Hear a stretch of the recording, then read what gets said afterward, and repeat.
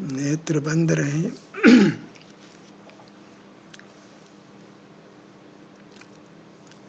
बाहर नहीं रहना है तो स्वतः ही सुख में रहना है। बाहर रहना है वह ज्ञान की स्थिति है और वह दुख रूप है।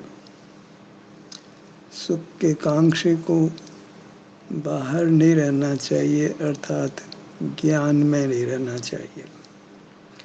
जो सुख का अनुभव है वह अपने आप में पूर्ण है, वहाँ किसी ज्ञान का व्यापार नहीं है। सुख प्लस ज्ञान ऐसा चिंतन मिथ्या है, अन्यथा सुख भी दुख रूप होगा। ज्ञान के साथ अवश्यंभावी दुख होता है। ज्ञान स्वभाव से ही दुख रूप है, वह सुख रूप नहीं है, सुख का हेतु भी नहीं है, सुख का सहभागी भी नहीं है। ज्ञान सुख के साथ नहीं होता है, ज्ञान दुख के साथ होता है। ज्ञान दुख स्वभावी है, उसका सुख के साथ कोई मैत्री नहीं है।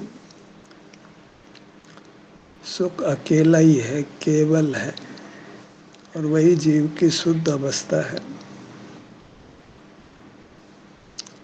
अब कोई सुख का बोध करके कोई ज्ञान अलग स्थापित करना चाहता है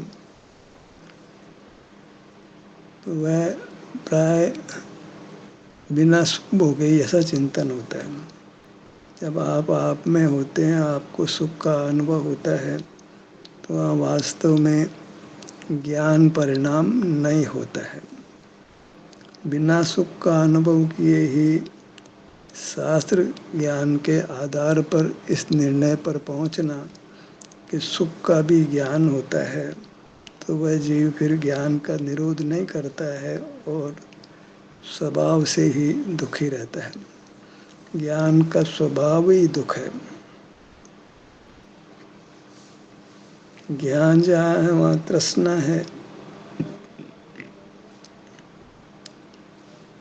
वहाँ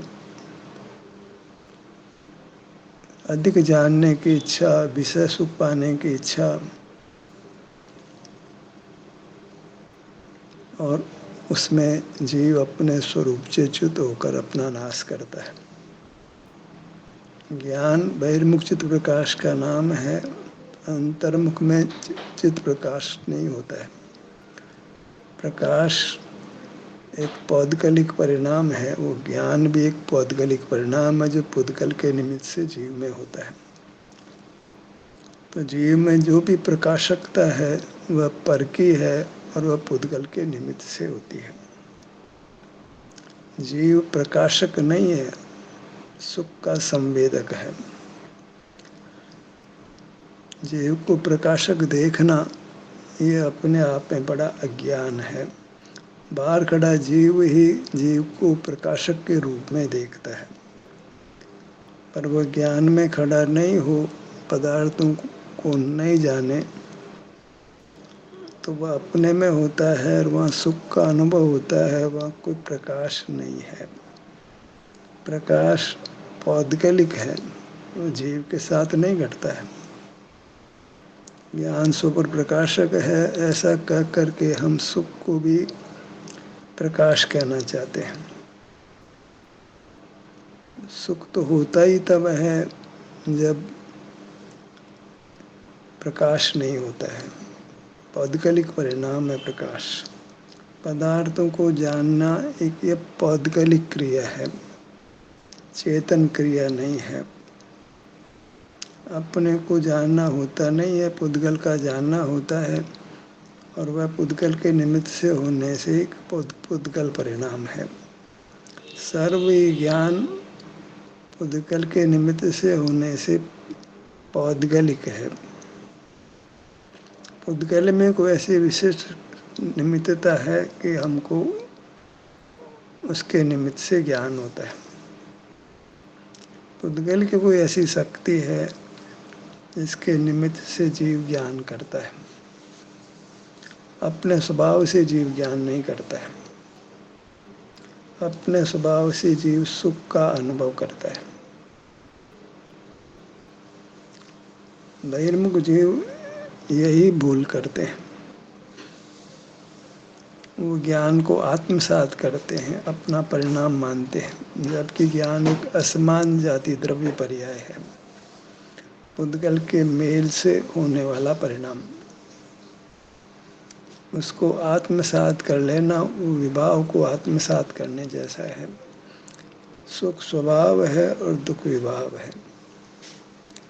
ज्ञान अकेला ज्ञान नहीं होता है, ज्ञान के साथ नियम से दुख होता है। सुख ही अकेला होता है, उसके साथ अन्य कोई परिणाम नहीं होता, क्योंकि हर पदार्थ एक स्वभाव वाला होता है, अनेक धर्मात्मक नहीं होता है। मूल में भूल है कि हम गुणों के समूह को द्रव्य मानते हैं। जीव में अनंत गुण होते हैं, पुद्गल में भी अनंत गुण होते हैं। सब कुछ देख ये रहे हैं कि जितने भी लोक में धर्म पाए जाते हैं, धर्म शास्त्र पाए जाते हैं, एक भी निर्दोष नहीं है। कुछ सच्चाई है, कुछ असच्चाई है, कुछ सम्यकपना है, कुछ मिथ्यापना है।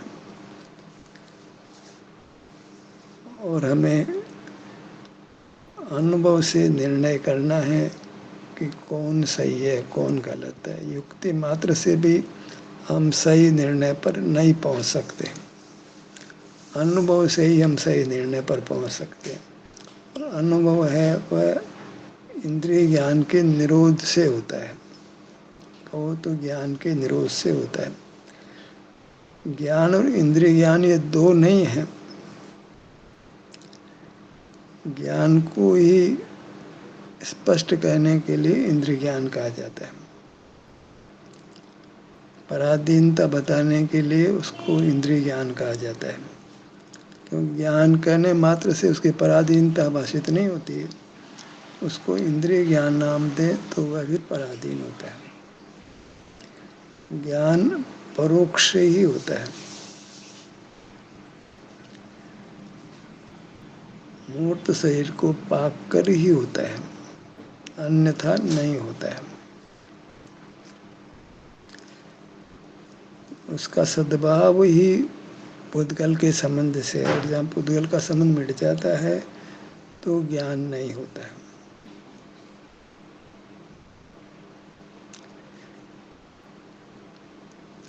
तो पुद्गल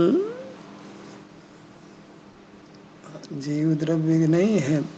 जीव द्रव्य है वह पुद्गल से अलग प्रकार का पदार्थ है, और अकेला ही वह वास्तव में स्वयंभू है, अपने शुद्ध परिणाम को व्यक्त करता है।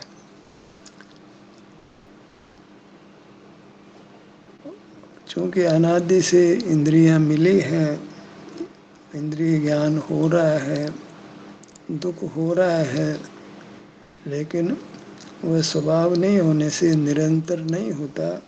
और निरंतर जब नहीं होता है तो जीव अपने में होता है, उसको सुख का अनुभव होता है। वहाँ कोई जीव उस सुख के अनुभव को पहचान लेते हैं। ये कट ऑफ पॉइंट है। संसार और मोक्ष के बीच में एक कट ऑफ पॉइंट आता है, जब जीव ज्ञान में नहीं होता, अपने सुख के अनुभव में होता है, तो उसको अनुभव से छूटकर ये समझ आ जाती है कि सुख ज्ञान रूप नहीं है, ज्ञान के अभाव रूप है। जब ज्ञान नहीं करते हैं तो सुख प्रकट होता है, और वही जीव का शुद्ध स्वरूप है। जीव सुख चाहता है जो ज्ञान नहीं करने पर होता है। ज्ञान नहीं करने पर जीव का स्वभाव व्यक्त होता है, और ज्ञान करते हैं तो वह ज्ञान का स्वभाव ही ऐसा है जो सुख से च्युति रूप है, बहिर्मुख है, स्वरूप से छूटकर होता है, इसलिए स्वभाव से ही वह दुख है। वहाँ जीव स्वरूप से च्युत होता हुआ दुख मुक्ति के लिए पर पदार्थों की शरण देखता है और वहीं वह नाश को प्राप्त होता है। ज्ञान में बाह्य पदार्थ ही जानने में आते हैं। जीव उन बाह्य पदार्थों में जो कि मूर्त हैं उनमें सुख की तलाश करता है, और वहाँ सुख नहीं है तो वह तलाश उसको दुख देती है। बाहर सुख नहीं है तो वह तलाश करते करते आयु पूरी कर देता है, लेकिन सुख नहीं मिलता है। अपने पीठ पर बच्चा हो और हम बाहर बच्चे को ढूंढे, खो गया तो बाहर मिलने वाला नहीं। चश्मा आंख पर लगा है और हम चश्मे को घर में ढूंढ रहे हैं तो कब मिलने वाला है। ऐसे सुख तो अपना स्वरूप है, और हम ज्ञान से बाहर सुख को ढूंढ रहे हैं तो कब मिलने वाला है। स्वभाव से दुख होगा।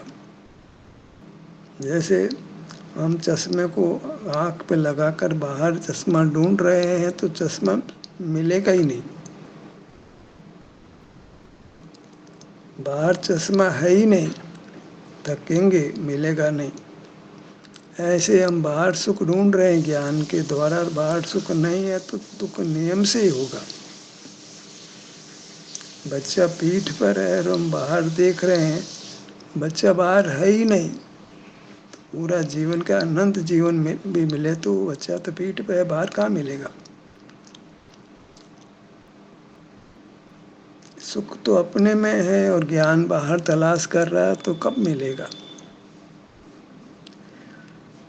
दुख तो यह है कि आगम भी उसी ज्ञान के पक्ष में खड़ा है जिसमें दुख होता है, और यदा कदा जहाँ ज्ञान को दुख रूप कहा जा रहा है वहाँ भी कोई प्रत्यक्ष ज्ञान माना जा रहा है जिससे जीव पूर्ण सुख को पाता है।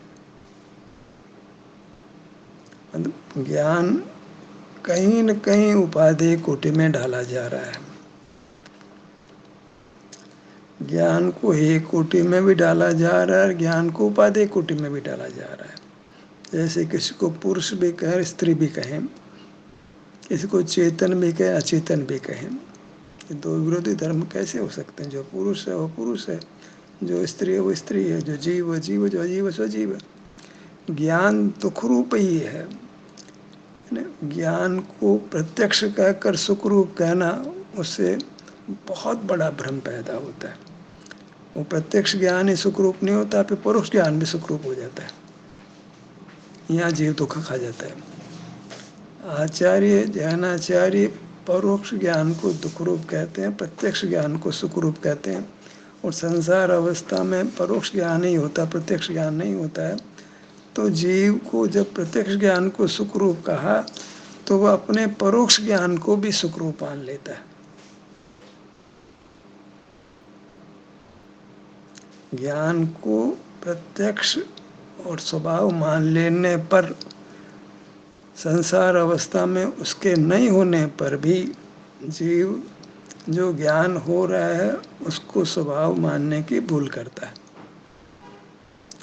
मुक्त होने पर ज्ञान होगा या नहीं होगा ये तो मुक्त होने पर पता लगेगा।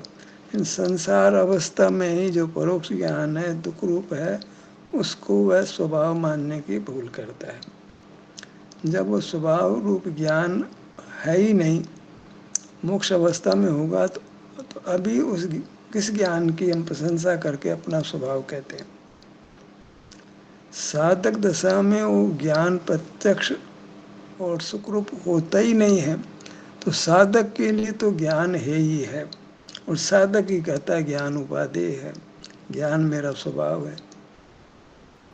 स्वभाव होगा तो भी मान ले, अभी नहीं है, अभी शक्ति रूप से ये व्यक्त नहीं है, तो व्यक्त है वो तो दुखी है।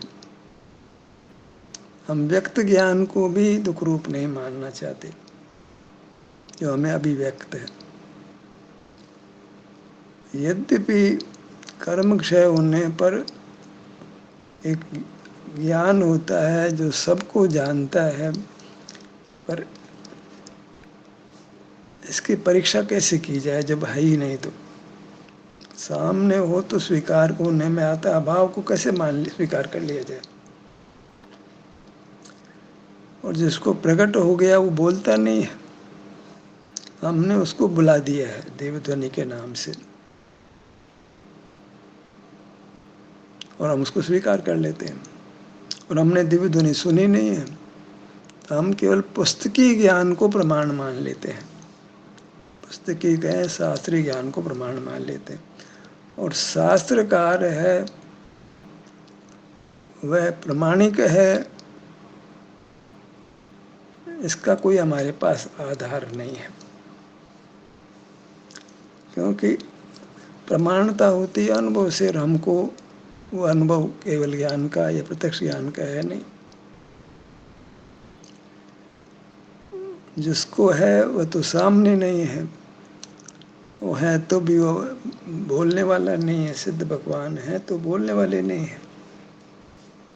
अनंत भगवान को हम बुला देते हैं, लेकिन वो भी हमारे सामने नहीं है। तो शास्त्र में तो है ना, शास्त्र में तो भगवान है ना, पर शास्त्र की प्रमाणता कैसे हो? हर धर्म में शास्त्र में जो बातें लिखी गई है वो 100% सही मिलती नहीं है। किसी शास्त्र में, दुनिया के किसी भी शास्त्र में 100% बात सही नहीं मिलेगी। हम किसी धर्म का पक्ष करके अपने अपने धर्म के शास्त्र को प्रमाण मानते हैं, जहाँ प्रकट ही मिथ्यापना होता है उसको प्रमाण मान लेते हैं। इतने हम अंध श्रद्धालु होते हैं कि बिना अनुभव के ही प्रमाण मानते हैं।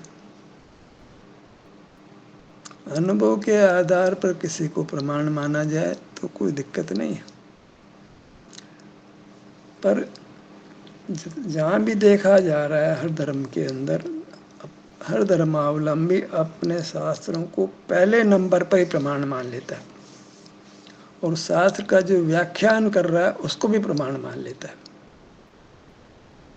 जो शास्त्र के अनुरूप बोलता है वो तो प्रमाण है, और शास्त्र के अनुरूप नहीं बोल रहा प्रमाण नहीं है। जो शास्त्र की व्याख्या कर रहा है, ज्यों की त्यों व्याख्या कर रहा है, उसको हम सद्गुरु मान लेते हैं। जबकि शास्त्र की प्रमाणता अनुभव से नहीं की गई है, बस उसको ज्यों का त्यों मान लिया गया है। शास्त्र में कुछ बातें सही देख करके पूरे शास्त्र को सही मान लेना, यह जीव की एक महान कमजोरी है। यही ठगाते हैं। लोक में भी साधुओं के पीछे भीड़ लगी रहती है, और वही साधु अपराध में पकड़े जाते हैं और जेल में जीवन यापन करते हैं। और भीड़ तो लग जाती है उनके, भीड़ तो कोई माप नहीं है। इतनी जबरदस्त भीड़ होती है, लाखों की करोड़ों की संख्या में भीड़ होती है, और वो व्यक्ति अपराध में पकड़ा जाता है। हर किसी संत के पास आप जाकर देखें तो श्रद्धा के बल पर वो प्रमाण दिखाई देता है, लेकिन श्रद्धा लेकर नहीं जाए, वैसे ही जाए तो उसका दोष दिखाई पड़ेगा किसी प्रवचनकार के। हम पहले ही श्रद्धा लेकर जाते हैं तो उसकी हर बात सही लगती है। श्रद्धा का काम यह है कि वो वस्तु को जैसी कही जा रही है वैसा सही मान ले, पर हम श्रद्धा करके नहीं जाते हैं और वैसे लेमैन की तरह जाते हैं और सजगता से जाते हैं, तो सामने वाले की सच्चाई मालूम पड़ जाती है। निकट रहकर गुरु को देखा जाए, उसके वाक्यों की परीक्षा की जाए। निकटता का मतलब यही है, उसके वाक्यों की परीक्षा की जाए, अनुभव के स्तर पर तोला जाए उसको, तो मालूम पड़ता है कि श्रद्धा के बल पर ही वो सही माना जा रहा था, अन्यथा वह सही नहीं था। पहले ही हमने उसको सही मान लिया था, तो फिर सब कुछ सही लगता है। पहले ही सही मान लेना तो परीक्षा नहीं होती है, और यही भूल हर धर्मावलंबी करता है। जन्म से ही कोई हमसे ज्ञान में विशेष होता है, उसकी बात हम मान लेते हैं, चाहे माता पिता हों या फिर बड़े होते हैं तो कोई डॉक्टर हो, कोई लेक्चरर हो, कोई पंडित हो, और वह ठगाता है। कोई कम ठगाता है, कोई ज़्यादा ठगाता है, ठगाता अवश्य, क्योंकि सम्यक ज्ञानी जीवों का लगभग अभाव है, न के समान है। मतलब गुरु का लगभग असद्भाव रहता है दुनिया में। गुरु नाम ही है, गुरु नहीं है कहीं भी, ऐसी स्थिति है। गुरु नाम तो है पर गुरु विद्यमान नहीं है, ऐसी लोक में स्थिति रहती है। और हम कहीं कुछ विशेषता देख करके, अपने से श्रेष्ठता देख करके हम उसमें श्रद्धा, उसकी श्रद्धा कर लेते हैं और फिर हर बात उसकी हमारी सही लगती है। पूर्वा पर विरोध नहीं होना चाहिए। वही व्यक्ति कभी क्या कहता है और कभी क्या कहता है, तो उसकी अप्रमाणता हो जाती है। मतलब विरुद्ध बातें करता है तो उससे उसकी अप्रमाणता पक्का सिद्ध हो जाती है। ये इसलिए कहा जा रहा है कि जगत में ज्ञान को स्वभाव मानकर उससे मोक्ष मार्ग कहा गया है, मोक्ष का स्वरूप कहा गया है, और यही बड़ा धोखा है। मोक्ष मार्ग ज्ञान के निरोध रूप है, ज्ञान है वहाँ दुख है, अविनाभावी रूप से दुख है। ज्ञान का स्वभाव ही दुख है। जहाँ ज्ञान है, परोक्ष ज्ञान है, प्रत्यक्ष ज्ञान होता नहीं है। आगम में कह रहा है जहाँ परोक्ष ज्ञान है वहाँ दुख स्वाभाविक है, क्योंकि ज्ञान में विषय अच्छे लगते हैं और हम उसकी ओर दौड़ते हैं और मार खा जाते हैं। जहाँ ज्ञान है वहाँ विषय की दौड़ होती है और वहाँ सुख नहीं है, वो मरता है।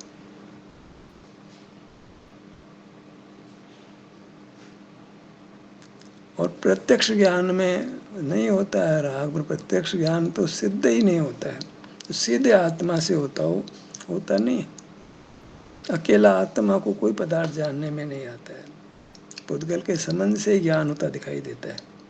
किसी को होता है, ये कल्पना है, जरूरत ही नहीं है। ज्ञान के निरोध मात्र से सुख होता है, ज्ञान की जरूरत ही नहीं है, सीधे ज्ञान की जरूरत ही नहीं है। ज्ञान के निरोध से सुख हो जाता है तो प्रत्यक्ष ज्ञान की जरूरत ही नहीं है। ये अनुभव से सिद्ध होता है। जब हम किसी पदार्थ को जानते नहीं है, अपने में होते हैं, ये प्रत्यक्ष ज्ञान हमारे पास है ही नहीं, तो सीधे आत्मा से होता हो, वो तो केवल ज्ञान माना गया। सीधे आत्मा से तो परमात्मा को ज्ञान होता है, उनको एक तरफ रखते हैं क्योंकि उसकी परीक्षा नहीं कर सकते, वो मौजूद ही नहीं है। हमको सीधे आत्मा से नहीं होता है, तो हमको जो ज्ञान होता है वो तो इंद्रियों के माध्यम से होता है।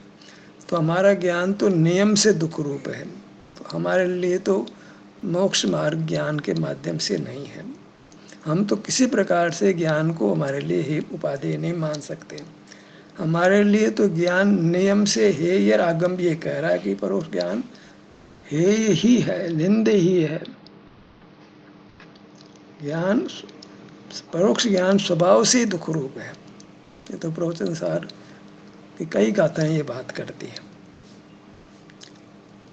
और ज्ञान तत्व प्रज्ञापन में ज्ञान के स्वरूप में ही बात कहती है, बस इतना कि वो एक कदम आगे और बढ़ करके प्रत्यक्ष ज्ञान, केवल ज्ञान को सुख रूप कहते हैं, जो हमारे पास नहीं है और संसार दशा में होने वाला ही नहीं है। हमारे पास ऐसा ज्ञान होने वाला नहीं है जो सुख रूप होगा।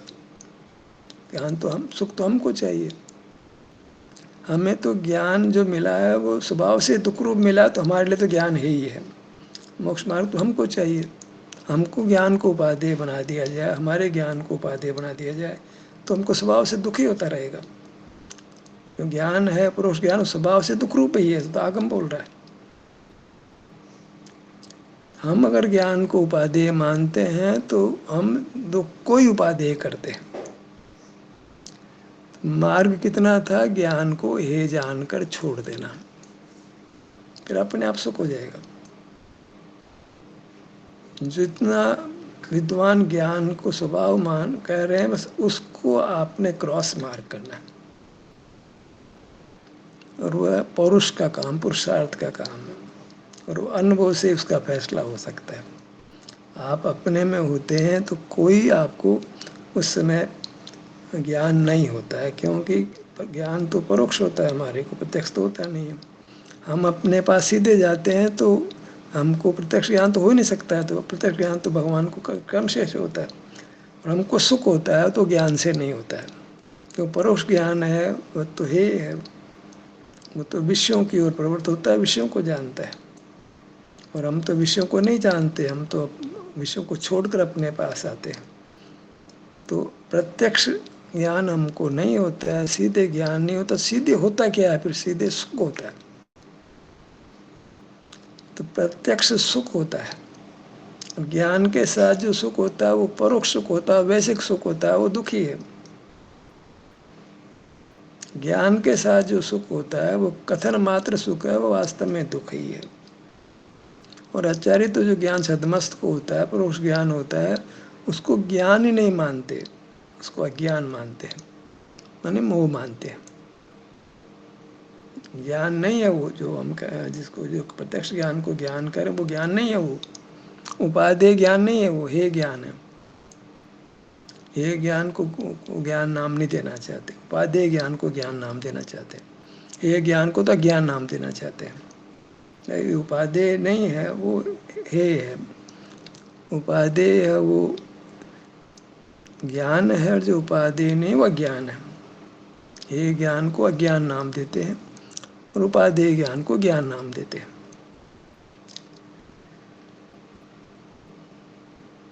ध्यान भले ही हम करें और कराएं, पर उसका मूल आधार है वह ज्ञान को ही मानना है।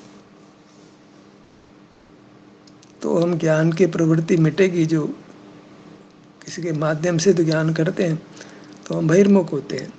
ज्ञान रुकता है तो हम अपने में होते हैं, सुख होता है। तो मोक्ष मार्ग केवल ज्ञान के निरोध रूप है।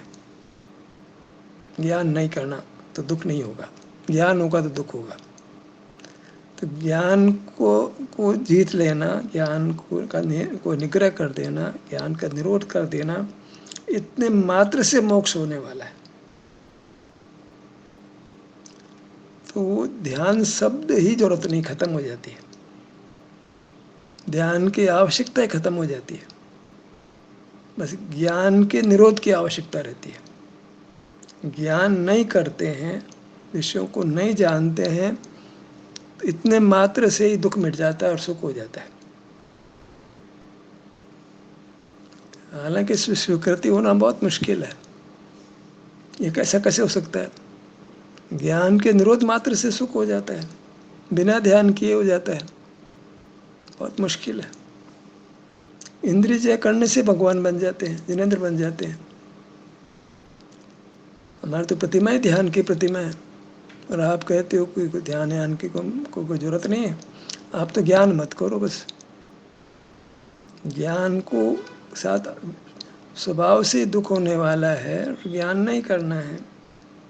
सीधे ज्ञान होता है नहीं, ज्ञान इंद्रियों के माध्यम से, मन मस्तिष्क के माध्यम से होता है, वो सब ज्ञान है।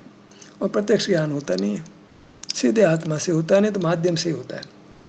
जितना ज्ञान होता है वो माध्यम से ही होता है, भगवान को नहीं होता है। भगवान तो हमारे सामने है नहीं, और भगवान होने के बाद तो फिर जो हो अभी तो भगवान नहीं है ना। हम तो संसारी है और हमें भगवान बनना है। बनने के बाद क्या होगा तो बाद में देखेंगे। सुख तो हमें अभी वर्तमान में चाहिए। वर्तमान में तो ज्ञान को हे जानकर जब नहीं जानते हैं, माने जो पराधीनता से होता है उसको नहीं करते हैं। ज्ञान पराधीनता से होता है, सीधे होता तो हम कर लेते। प्रत्यक्ष होता जो केवल ज्ञान नाम पाता वो होता नहीं है। उसमें आप सुख मानते हो, चलो मान लेते हैं, पर हो तो सही हमारे पास। हमें सुख आज चाहिए, मोक्ष होने के बाद सुख थोड़ी चाहिए। हमें तो अभी सुख चाहिए। मोक्ष तक इंतजार करेंगे सुख की, तब तक कोरा फकीर नग्गे हो जाएंगे। बस मोक्ष हो जाएगा। ज्ञान करते रहेंगे, स्वभाव से दुख होता रहेगा, और मोक्ष हो जाएगा। ज्ञान तो सीधे होता नहीं है, संसार अवस्था में परोक्ष ही होता है, माध्यम से ही होता है। तो परतंत्र रहेंगे ज्ञान के लिए, तो परतंत्र होना पड़ता है। आंखें बढ़िया चाहिए, नहीं बड़ी हो तो चश्मा लगाएंगे, मुनि बन जाएंगे तो भी चश्मा लगाएंगे। ये क्या तमाशा है? इतनी स्वतंत्रता है क्योंकि हमको ज्ञान का निरोध करने का परिणाम ही पैदा नहीं हुआ। तो शास्त्र पढ़ने के लिए चश्मा तो चाहिए, देख के चलने के लिए चश्मा तो चाहिए, आंखें तो कमजोर है। आजकल तो बच्चे होते होते 4-5 साल के बच्चे चश्मा लगाते हैं, तो फिर मुनि बनने का अधिकार खत्म करते हो क्या? बचपन में जिसको चश्मा है और चश्मा नहीं हो तो आंखें दुखने लगती है, आंखें और ज़्यादा खराब हो जाती हैं, फिर दिखता ही नहीं है सड़क पे, तो रक्षा कैसे करेंगे जीवों की? तो पराधीनता, अरे आंखों की पराधीनता नहीं, एक और पराधीनता, चश्मे की पराधीनता, फिर भी मुनि कहलाते हैं। गजब है। और हम आंख मीच के उनको मुनि मानते हैं। प्रकटी चश्मा लगा रखा है और हम पीछे पीछे डोल रहे हैं उनके।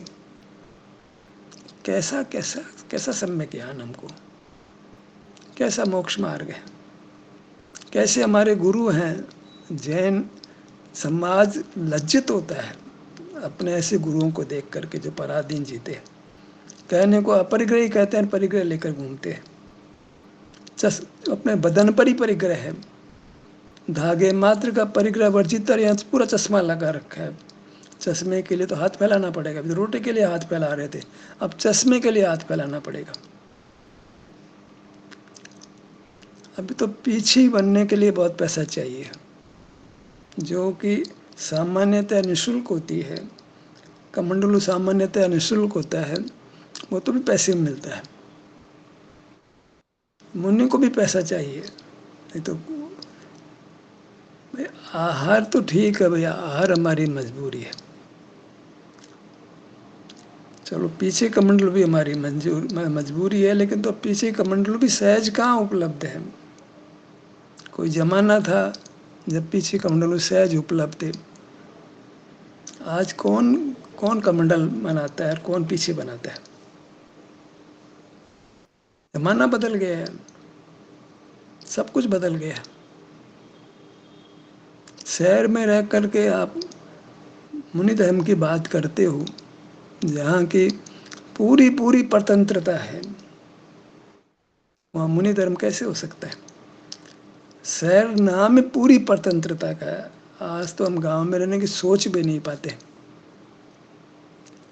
जो विषय सुख भोग लेता है उसको छोड़ नहीं पाता है। गांव में रहता था तब तक सुख से रहता था, शहर में आ गया, विषय सुख की आदत पड़ गई, तब गांव में वापस नहीं जा सकता है।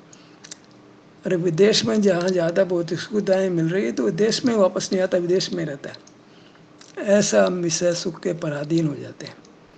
तो धर्म कहाँ से होगा, मोक्ष मार्ग कहाँ से होगा? मोक्ष मार्ग तो अत्यंत संक्षिप्त है कि दुख के कारण को छोड़ देना तो सुख हो जाएगा, और दुख का कारण ज्ञान है। ज्ञान नियम से पराधीनता से होता है, क्योंकि स्वाधीनता से होता है वो तो है नहीं। तो पहले केवल ज्ञान होगा, फिर मोक्ष मार्ग शुरू करेंगे क्या?